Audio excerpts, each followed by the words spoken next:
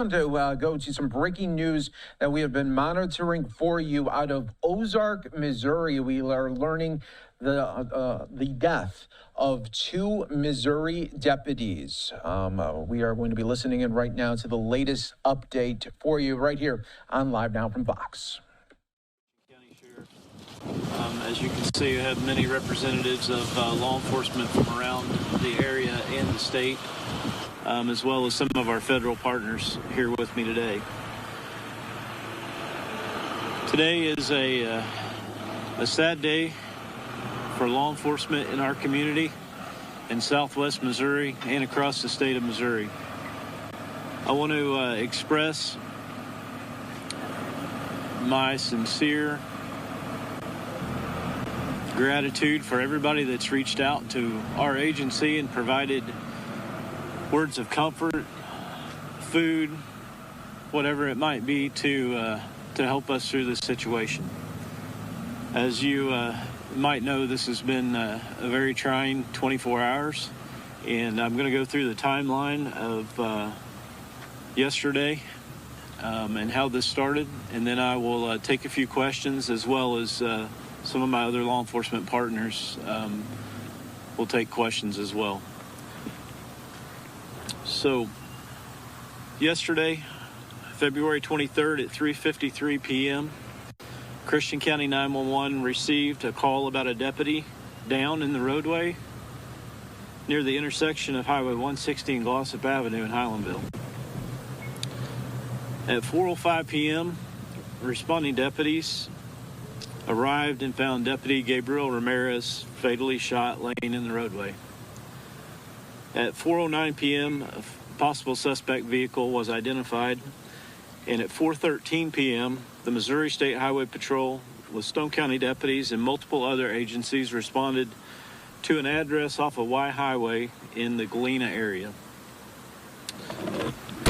At 4:35 p.m., the Missouri State Highway Patrol issued a blue alert, and an intense manhunt was launched for the suspect, who we identified as Richard Bird, age 45, of Stone County. At that time, investigators released a booking photo taken from a previous arrest on February 16th of this year from the Stone County Jail and released that. After further investigation, the suspect's vehicle was located in an area off of Highway 248 and 160 near the Reed Springs area. Multiple deputies and agencies responded at that time to the area, and a manhunt ensued and lasted approximately 9 hours. At 11:30 p.m. last night, the sighting of the suspect reported in a wooded area near the 2500 block of Highway 248. Multiple agencies responded to that area, along with the Missouri State Highway Patrol aircraft unit.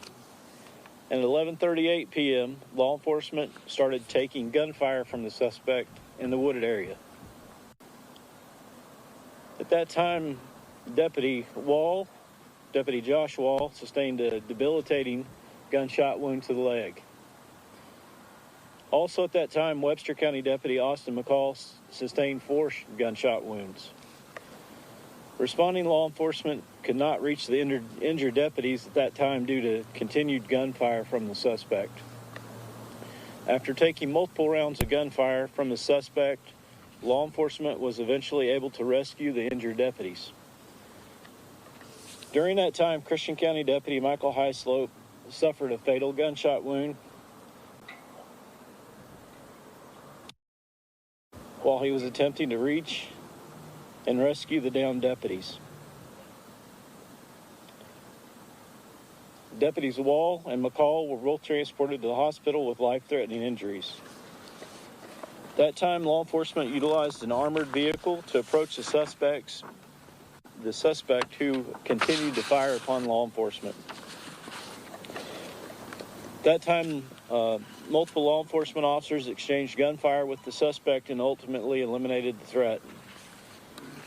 At that time, the Sheriff's Critical Incident Team responded and is currently still investigating that crime scene.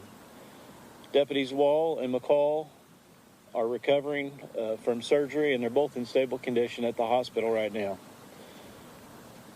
I want to thank all the responding agencies from this incident.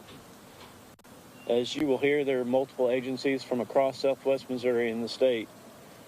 Christian County Sheriff's Office, the Ava Police Department, the Ozark Police Department, the Nixa Police Department, Reed Spring Police Department, the Missouri State Highway Patrol, the Greene County Sheriff's Office, Stone County Sheriff's Office, Douglas County Sheriff's Office, the Lawrence County Sheriff's Office, the Webster County Sheriff's Office, the Taney County Sheriff's Office, the U.S. Marshal Service, the ATF, the FBI, and the Missouri State Park Rangers, as well as the Missouri Department of Conservation.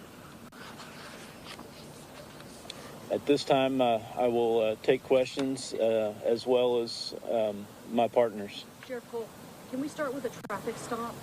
What happened to make the deputy pull over Bird? We're not clear on what the initial traffic stop was for. During a traffic stop, deputies and officers normally don't report what they're stopping them for, so we don't know at this time what that stop was for. Several posts on social media from sheriff's offices across southwest Missouri have been calling out the fact that this suspect had a lengthy rap sheet and could have been locked away at multiple infractions and charges. Do you maintain some of your colleagues' opinions that this person should have been locked away years ago? Well, I've had a lot going on in the last 24 hours. I've not had a chance to review his criminal history. I understand he has many and multiple arrests, some being as recent as a couple weeks ago and last week. But I can't really comment on his criminal history because I've not had a chance to look at that yet. But I do know he does have a criminal history. Can you talk a little bit about the technology that was used last night to track him down, the drones, etc.? So we had, as I stated earlier, we had aircraft from the Missouri State Highway Patrol, which we utilized the FLIR system, as well as multiple drones from multiple agencies that were equipped with the same type of technology. When we got the tip that, or the sighting, we were able to launch those resources and very quickly, within just a couple minutes, did locate a heat signature, and the Highway Patrol aircraft was able to establish that it was a person, and ultimately it was the suspect that we had located from the air. The deputies that are recovering, can you spell their names for us? Deputy Josh Wall, and that's W-A-H-L, and Deputy McCall from Webster County, it's M-C-C-A-L-L. First name? Austin.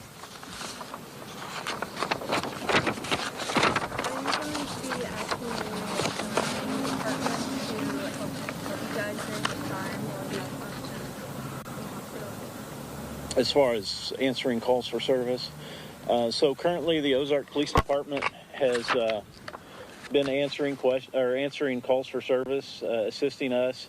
There's other agencies that likely will be assisting during this time period.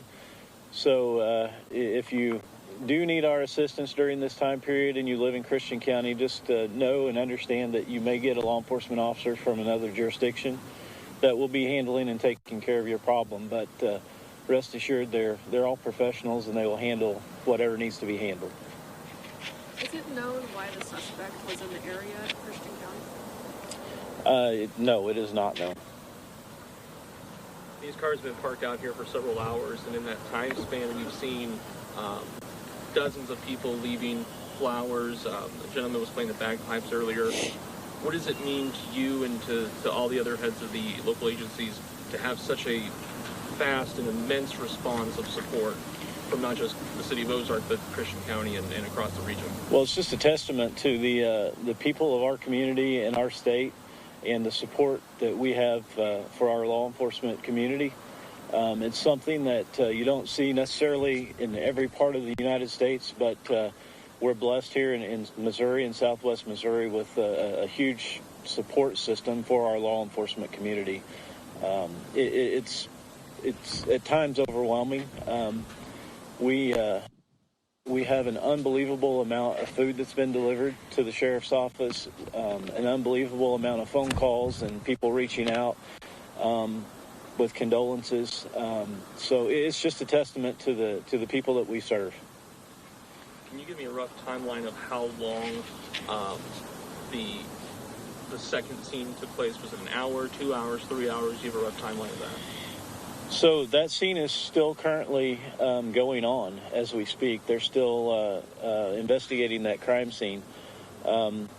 That scene there began at about 4:09 yesterday afternoon. What do you want to say to the other deputies who rushed in and try and catch this guy, knowing how dangerous he was and put their lives at risk? So it's important to understand that when situations like this occur, it's very difficult for us to stand back and not try to go rescue our people. And there was multiple law enforcement officers on scene that didn't hesitate to do what needed to be done and go and take care of what needed to be taken care of and get our wounded deputies and officers back to safety for assistance. Can't imagine what the family's going through right now. Are there resources available to them? How you guys are? So we are in constant contact with the families. Had family in my office already today. We are offering them 24-hour support for as long as they need it, and plan to continue to do that for as long as it is needed. It looks like it's got a lot of community attention here. God forbid this happens again. What kind of words of reassurance do you have for the community to make sure this doesn't happen again? Well, rest assured that we in law enforcement are here to protect the citizens that we serve, and we will do whatever is necessary to do that. It's unfortunate events like this that do happen in law enforcement, and we train and we do everything we can to prevent these from happening. But we do put our life in harm's way every time that we come to work, and we understand and know that. The scene in Reed Spring, for lack of a better phrase, the gunfight, how long would you say that lasted? I don't have a time frame. I would estimate at least 30 minutes long. It was a lengthy period of time. What can you tell us about the next steps going forward? Obviously, there's going to be a lot of support for the families, and in the coming days for all the law enforcement agencies. What can you tell us about the next steps? Well, the next steps right now is we're trying to plan 2 funerals and support our injured deputies. We will continue to support our law enforcement community and make sure that they have the resources they need for mental health and things related to mental health. This is a difficult situation for everybody involved. Everybody handles these situations differently, and we're going to make sure that our people have everything they need to cope with this situation, as well as resources available to the citizens that we serve. We know there's people out there hurting as well, and those resources are available as well. You mentioned multiple agencies. Do you have a rough ballpark figure of how many individual law enforcement officers were a part of this? I have a rough estimate that I'm going to say about 150 law enforcement officers. Are there or will there be any official funds set up to support the families? We've already had some scammers coming out and people posing. Who can they trust in terms of donations if that comes to it? So one fund that I can assure you that is a legitimate fund is the Christian County Deputy Sheriff's Association. That will be going out shortly with a Venmo, but that is a 501c3. It is a fund that goes directly to benefit the deputy sheriffs. So that is one fund that I know is a legitimate fund. We have already been alerted to multiple scams already trying to collect money. that have nothing to do with what we're talking about today. For those who might wish to pay their respects to the deputies, how long will these memorial be available? It will be for the foreseeable future. It will not be leaving. All right, the feed breaking up for us a little bit there, but terrible tragedy in southwest Missouri. The loss of two deputies during a shooting after a traffic stop, and then about a 9-hour manhunt that has since ended. But very, very sad news coming out of southwest Missouri.